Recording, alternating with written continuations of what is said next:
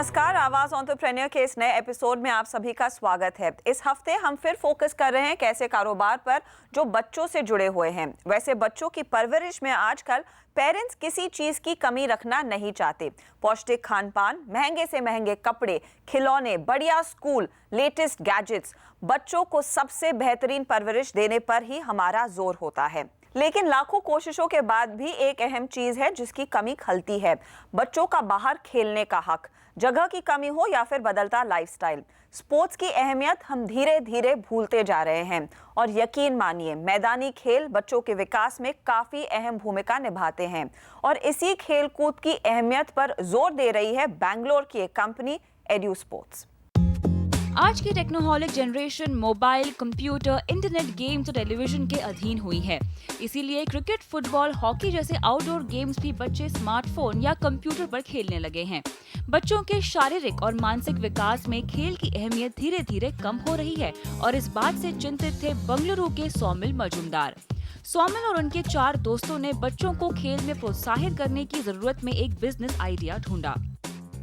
Edu sports का जो concept था वो एक बहुत ही सिंपल नीड से शुरू हुआ कि बच्चों को और खेलना चाहिए। और बच्चे आज उतना खेल नहीं रहे जितना हम पहले खेलते थे। और अगर बच्चे नहीं खेलेंगे तो उसके बाद में जाकर जो असर होते हैं हेल्थ और फिटनेस पर या पर्सनालिटी डेवलपमेंट पर, टीम वर्क पर काफ़ी असर होता है।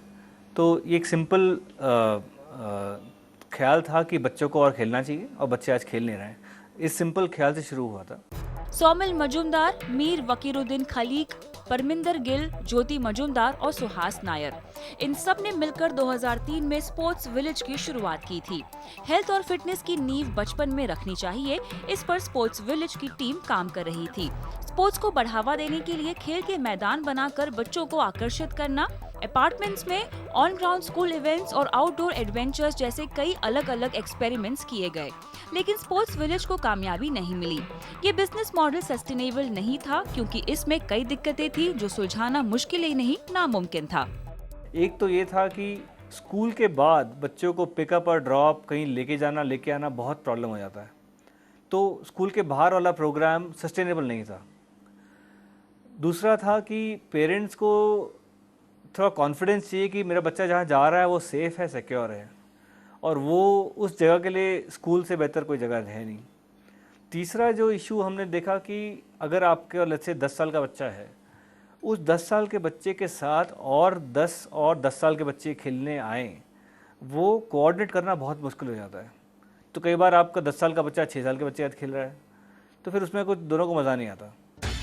स्पोर्ट्स विलेज के चैलेंजेस से सभी फाउंडर्स को काफी कुछ सीखने को मिला। स्कूल और पेरेंट्स के प्रॉब्लम्स, स्पोर्ट्स पर पेरेंट्स की खर्च करने की तैयारी, खेलने के लिए लगने वाली जगह और वक्त, इन सभी पर गौर करने के बाद सौमिल की टीम ने नए बिजनेस मॉडल के साथ एड्यू स्पोर्ट्स की शुरुआत की।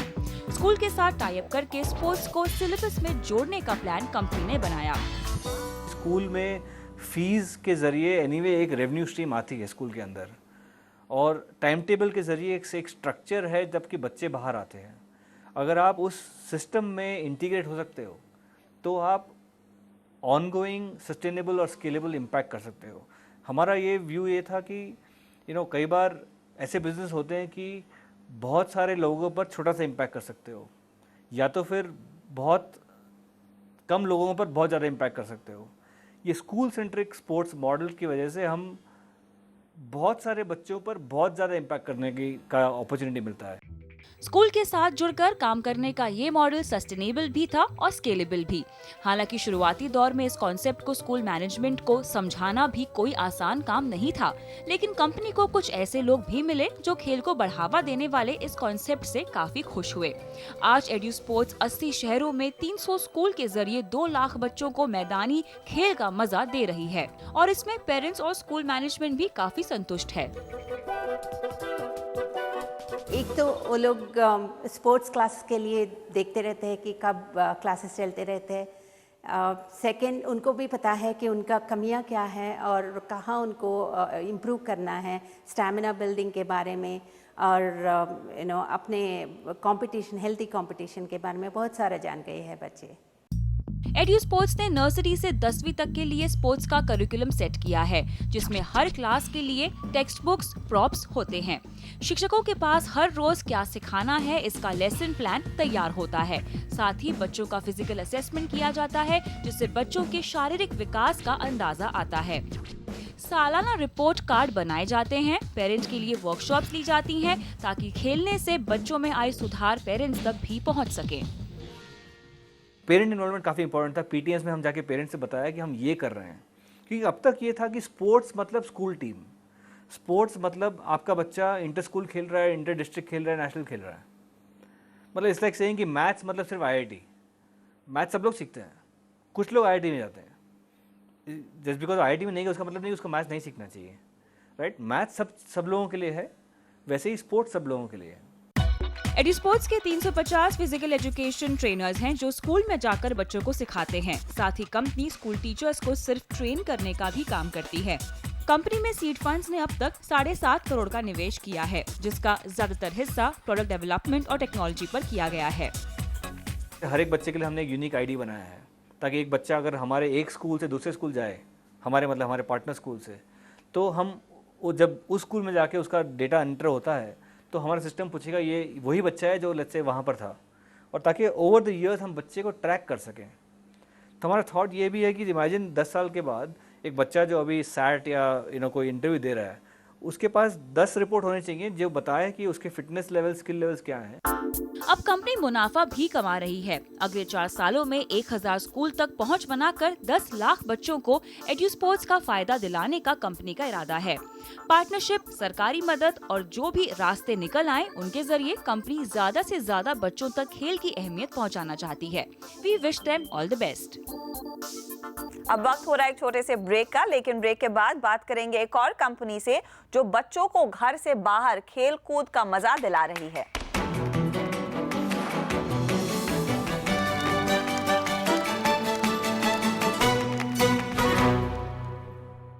आप देख रहे हैं आवाज एंटरप्रेन्योर्स एनबीसी आवाज पर। ब्रेक से पहले हमने देखा कैसे एड्यू स्पोर्ट्स ने खेल को स्कूल करिकुलम का हिस्सा बनाया है।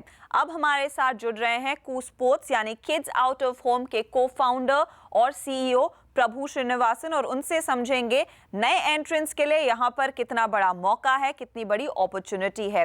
प्रभु, स्वागत है आपका सीएनबीसी आवाज पर।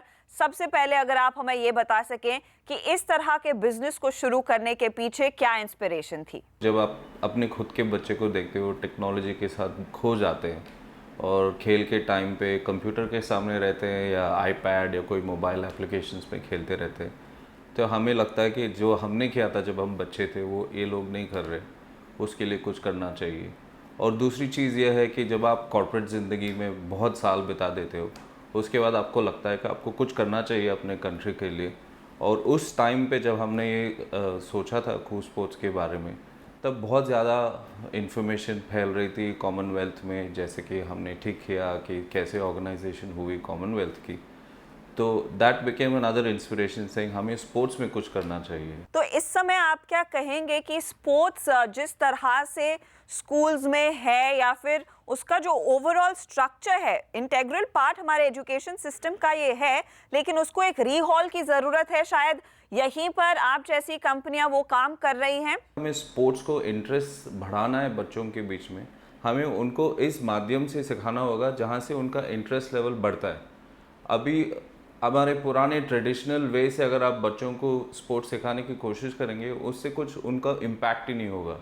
तो नया मेथडोलॉजी चाहिए, टेक्नोलॉजी यूज़ करना पड़ेगा हमें, उनको ब्रांड्स के पास लेके जाना पड़ेगा। थ्रू ऑल दिस हमें स्पोर्ट्स सिखाना पड़ेगा। ट्रेडिशनल मेथड से स्पोर्ट्स सिखाना आजकल के बच्चों के लिए तो मेरे हिसाब से नामुमकिन है। तो प्रभु, आप क्या अलग कर रहे हैं कू पर? हम लोग अपने कोचेस को एक लैपटॉप देते हैं, वो लैपटॉप में पूरा स्ट्रक्चर्ड करिकुलम है, उसमें वीडियोस है, उसमें गेम टेक्निक्स है, जिससे बच्चों को जब वो सीखते हैं उनमें फ़न एलिमेंट आ जाता है। ऐसा नहीं है कि जस्ट आ जाओ और ग्राउंड पे कुछ करोगे नहीं तुम। वीडियो दिखा के उनका टेक्नोलॉजी जो ब्रेन है, वो टेक्नोलॉजिकल एस्पिरेशन वो सिखाते हैं वो वीडियो के साथ। और जो गेम्स हम प्रैक्टिस कराते हैं उनको ग्राउंड पे, वो बहुत ज़्यादा एक्साइटिंग होता है। सो हमारा करिकुलम काफ़ी रिसर्च्ड है, हमने बहुत सारे इंटरनेशनल बेंचमार्क से करिकुलम अडॉप्ट किया है इंडियन बच्चों के लिए। हमारे हिसाब से जब वो पीई क्लास में अब बाहर आते हैं, हमारे जहाँ पे स्कूल्स में हम टाई अप है हमारे, जब बच्चे बाहर आते हैं उनको खेलने की इंटरेस्ट बढ़ती है। वो पहले हमें इंटरेस्ट नहीं बढ़ाएंगे तो उनको प्रोफेशनल लेवल पे लेके ही नहीं जा सकते। लोग ऐसे बैट दे के बोल नहीं सकते कि तुम नेक्स्ट सचिन तेंदुलकर बन जाओ। जी, अब यहाँ पर ये मॉडल कितना सक्सेसफुल रहेगा वो एक सवाल है। ऑफ कोर्स स्पोर्ट्स में अगर दिलचस्पी है बच्चों की और वो ग्रो हो रही है और स्कूल्स इंटरेस्टेड है, वो बात ठीक है, लेकिन मेट्रोज की अगर बात करें, प्लेग्राउंड्स की कमी है। कई ऐसे स्कूल्स, अगर आप मुंबई का एग्जांपल लें, उनके पास खुद का प्लेग्राउंड नहीं है। तो क्या ऐसे ही सेंटर्स पर आपका मॉडल लिमिटेड है या फिर ये पैन इंडिया इस्तेमाल किया जा सकता है? मेरे हिसाब से अभी इंडिया में चेंज हो रहा है। पहले बहुत सारे पेरेंट्स सिर्फ पढ़ाई में ध्यान देते थे, अभी आईपीएल के वजह से और हॉकी लीग के वजह से लोग को लगता है कि स्पोर्ट्स में भी करियर बन सकता है। That's a big change in India. Now दूसरी चीज़, मेट्रो या नॉन मेट्रो के अगर आप बात करोगे, क्लियरली बॉम्बे जैसे सिटी में तो जगह है नहीं है, लेकिन बहुत सारे स्कूल्स अभी इंटरेस्ट लेते हैं पार्टनर्स के थ्रू, हमारे थ्रू, जहाँ पे वो ग्राउंड्स हायर कर लेते हैं। अगर 5 दिन में 2 दिन कहीं पे ग्राउंड हायर कर लिया उन्होंने और वहाँ पे बच्चों को हम सिखा सकते हैं। बट मेरे हिसाब से इसका अपटेक नॉन मेट्रोज़ में ज़्यादा रहेगा। अगर आप देखोगे, हम अबाउट 40 या 45 स्कूल्स में हैं, उसमें से 80% of our schools non metros में हैं, क्योंकि वहाँ पे जगह ज़्यादा है, वहाँ पे उत्सुकता और वो बोलते हैं ना उसको, भूख सीखने की बहुत ज़्यादा है बच्चों में, और मेरे हिसाब से टैलेंट उधर है। जी, अब यहाँ पर लेकिन जब आपने कू की शुरुआत की, किस तरह के इन्वेस्टमेंट किया आप इनिशियली, और किस तरह का इंफ्रास्ट्रक्चर प्राइमरीली सेटअप करना चाहिए जब आप इस तरह का कारोबार शुरू कर रहे हैं? यहाँ पे इस इंडस्ट्री में 2-3 मॉडल्स है। एक small time individual person dependent model हो सकता है, जहाँ पे कोई एक एंटरप्रेन्योर सेल्फ प्रोप्राइटरी मोड पे जाके बोल सकते हैं मेरे को बस स्पोर्ट्स में कुछ करना है, और उसका स्केल लिमिटेड रहेगा, बट वो फिर भी he can do something with his limited resources. And then दूसरा मॉडल है one of the institutional player model, जहाँ पे हम लोग आए हैं। जब हमने ओरिजिनली सोचा था, हमने भी सोचा था कि स्केल विल बी एवरीथिंग, यहाँ पे execution on scale will be critical.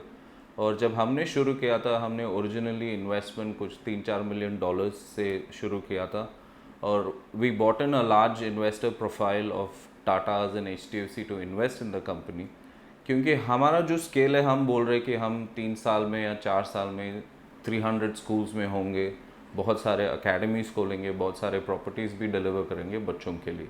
But वो एक एंड ऑफ द स्पेक्ट्रम में है। दूसरे एंड ऑफ द स्पेक्ट्रम में अगर आपको स्मॉल टाइम एंटरप्रेन्योरियल वेंचर शुरू करना है, मेरे हिसाब से आप 50 लाख या 1 करोड़ के इन्वेस्टमेंट से भी ये ऐसे वाले इंडस्ट्री में आ सकते हैं।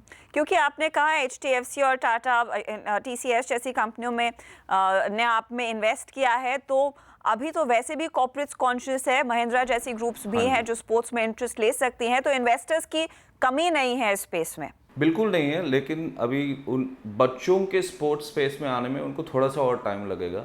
अभी जो आप देखोगे, इन्वेस्टर्स बहुत ज़्यादा प्रोफेशनल लेवल स्पोर्ट्स अरीना में इन्वेस्ट करने पे रहे हैं। महिंद्रा को देखो तो बास्केटबॉल में करते हैं, IMG रिलायंस का फुटबॉल का टाइप है। सो ये प्रोफेशनल लेवल पे तो अभी बिल्कुल इन्वेस्टमेंट बहुत ज़्यादा हो रहे हैं। स्पेसिफिक टू किड्स स्पोर्ट्स मेरे हिसाब से अभी ट्रैक्शन शुरू हुआ है, और 1-2 साल में ट्रैक्शन और बढ़ेगा, और काफ़ी सारे इन्वेस्टर्स और PE प्लेयर्स आएंगे जहाँ पे इस स्पेस में काफ़ी एक्साइटमेंट नज़र आएगा उनको। अगर एक एंटरप्रेन्योर इस तरह का बिजनेस सेटअप करना चाहता है, वो कोर पैरामीटर्स क्या होंगे जो उन्हें पूरे करने चाहिए पहले बिजनेस शुरू करने से पहले? तो एक तो किड्स स्पोर्ट्स इंडस्ट्री में जो भी है, टाइम लगता है for the market to appreciate कि आप क्या कर रहे हो। सो डिमांड क्रिएट करना पड़ता है। इतना ऐसा नहीं कि लेटेंट डिमांड है और लोग बस वेट कर रहे हैं आपके सर्विसेज के लिए और आप बस सेल प्रोसेस आसान होगा। मेरे हिसाब से सेल्स प्रोसेस काफ़ी टाइम लगता है, प्रिंसिपल्स और पेरेंट्स को एजुकेट करने में काफ़ी टाइम लगता है। So the first thing entrepreneur का बहुत इम्पोर्टेंट ट्रेट होना चाहिए, पेशेंस। इसमें आके 1 साल में तुम प्रॉफिट बना नहीं सकते हो। You can't say that I have reached 300% growth in 1 year. वो सब टाइम लगता है। So the first important trait for the entrepreneur will be patience. And the second thing, उनको बच्चों के साथ खेलने की और उन बच्चों की समझने की बहुत ज़्यादा इंटरेस्ट होनी चाहिए, क्योंकि if you not passionate about teaching a child, वो ये बिजनेस, ऐसे बिजनेसमैन, कोई भी बिजनेसमैन आके इस स्पोर्ट बिजनेस में आ गया तो मेरे हिसाब से वो बिना पैशन के कोई प्रॉफिटेबिलिटी या सक्सेसफुल नहीं हो सकता है, इज माय व्यू। और तीसरी चीज़ कि करिकुलम के लिए आपको 2-3 एक्सपर्ट्स होने चाहिए जो आपके करिकुलम बनाएं और उसको सक्सेसफुली रेप्लिकेट कर पाए मैनी स्कूल्स में। शुक्रिया प्रभु हमारे लिए समय निकालने के लिए और इतना सारा इंसाइट देने के लिए नए एंटरप्रेन्योर्स को जो इस तरह का बिजनेस शुरू करना चाहते हैं। Thank you so much. धन्यवाद हर्षदा। इसी के साथ वक्त हो रहा है एक छोटे से ब्रेक का, लेकिन ब्रेक के बाद सेबी ने एंजल इन्वेस्टर्स के लिए जो गाइडलाइंस तय की हैं उस पर नजर डालेंगे।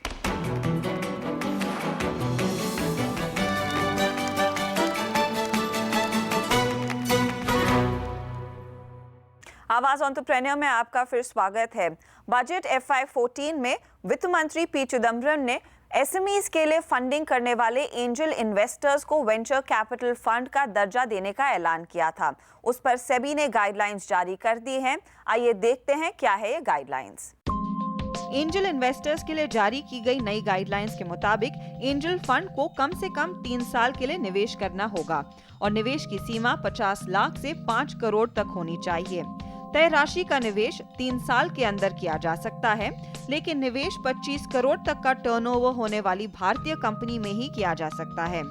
साथ ही जिस कंपनी को एंजल इन्वेस्टर्स फंड कर रहे हैं वो लिस्टेड नहीं होनी चाहिए और कंपनी का कोई स्पॉन्सर भी नहीं होना चाहिए। यही नहीं, कंपनी 300 करोड़ तक के टर्नओवर होने वाली किसी इंडस्ट्रियल ग्रुप का हिस्सा नहीं होनी चाहिए। इंडिविजुअल इन्वेस्टर्स के लिए भी सेबी ने गाइडलाइन जारी किए हैं। इंडिविजुअल इन्वेस्टर्स को 3 साल में कम से कम 25 लाख और AIF यानी कि ऑल्टरनेट इन्वेस्टमेंट फंड्स 1 करोड़ तक का निवेश कर सकते हैं। एंजल फंड को 10 करोड़ का कॉपस रखना जरूरी होगा, जबकि AIF के लिए कॉपस की रकम 20 करोड़ हो सकती है। इंडिविजुअल इन्वेस्टर्स को नेट एसेट वैल्यू 2 करोड़ रखना होगा, वहीं कॉर्पोरेट इन्वेस्टर के लिए 10 करोड़ की नेट एसेट वैल्यू रखना जरूरी है। इंडिविजुअल एंजल इन्वेस्टर्स को सीरियल एंटरप्रेन्योर होना, 10 साल का सीनियर मैनेजमेंट प्रोफेशनल का अनुभव या फिर अर्ली स्टेज इन्वेस्टमेंट का अनुभव जरूरी होगा। एंजल इन्वेस्टर्स भी इन नई गाइडलाइन से काफी संतुष्ट हैं। वेंचर नर्सरी के को-फाउंडर रवि किरण के मुताबिक अब इन गाइडलाइंस को ठीक से लागू करना जरूरी है। मेरे ख्याल में इसमें 3 की एडवांटेजेस हैं।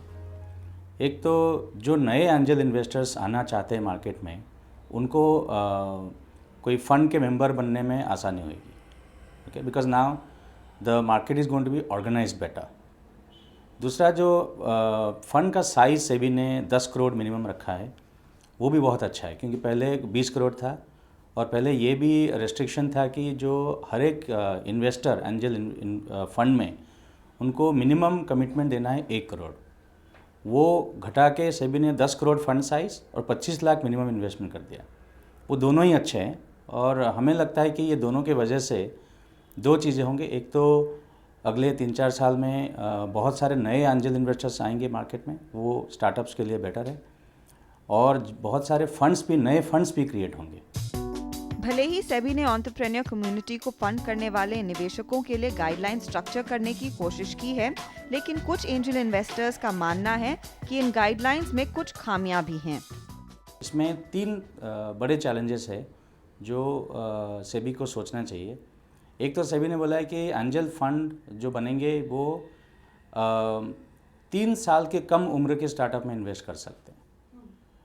इसमें सेबी का मकसद ठीक है, इनका गोल जो है ठीक है, लेकिन इसके इम्प्लीमेंटेशन में चैलेंज हो सकता है ये कि स्टार्टअप को कब पैसे चाहिए वो स्टार्टअप और इन्वेस्टर डिसाइड करना चाहिए। दूसरा, सेबी ने बोला कि मिनिमम इन्वेस्टमेंट एंजल फंड का इन्वेस्टी कंपनी में 50 लाख होना चाहिए। हमको लगता है कि ये बहुत बड़ा प्रॉब्लम खड़ा करेगा, क्योंकि बड़े सारे स्टार्टअप्स होते हैं, छोटे साइज़ होते हैं, इनका स्टेज ऑफ लाइफ अलग होता है, इनको 50 लाख की ज़रूरत नहीं होता है। सिमिलरली सेबी ने ये भी बोल दिया कि आपको अगर पैसा अपने एंजल फंड ने लगाया स्टार्टअप में, 3 साल कम से कम आपको लॉक्ड इन रहना पड़ेगा। ये भी गलत है मेरे ख्याल में, बिकॉज मार्केट का मकसद ये है कि कैसे लिक्विडिटी बनाए रखा जाए, कैसे एक्टिविटी ठीक हो। तो ये मेरे ख्याल में मार्केट डिसाइड करना चाहिए कि लॉक इन 3 साल होना चाहिए कि 1 साल होना चाहिए कि 2 साल होना चाहिए।